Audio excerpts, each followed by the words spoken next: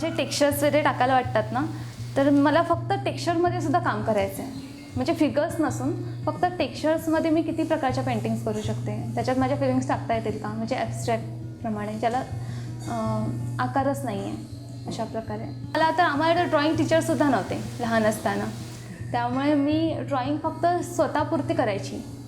आरशामध्ये स्वतःचा चेहरा काढणे पेन्सिलने, मैत्रिणींचे चेहरे काढणे, किंवा असंच अंदाजे एखादी मुलगी वाटली काढावीची, एखादा मुलगा वाटला काढायचा, असं फक्त मी केलेलं आहे काम.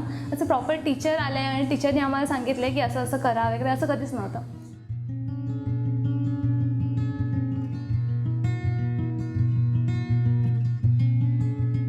आई आणि मुलाचं जे प्रेम आहे त्यापेक्षा छान वात्सल्य मला अजून तरी कुठलं भेटलं नाही आहे. म्हणजे आईचं वात्सल्य असतं ना त्याप्रकारे. ॲक्च्युली जेव्हा मी काढते फिगर्स त्यावेळेस माझ्यासमोर मी स्वतः असते आणि माझी आई असते. त्यामुळे ते वात्सल्य खूप छान प्रकारे मी काढू शकते.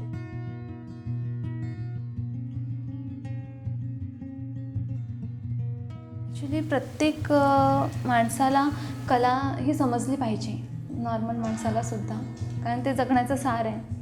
म्हणजे नॉर्मली घरामध्ये राहून टी व्ही बघून माणसं जगतात, मी बघितले त्यांना, आणि त्यांचे विचार खूप असे कमकुवत आणि खुंटलेले असतात. त्याच्यापेक्षा बाहेर पडा, तुम्ही कला जाणा की काय असते.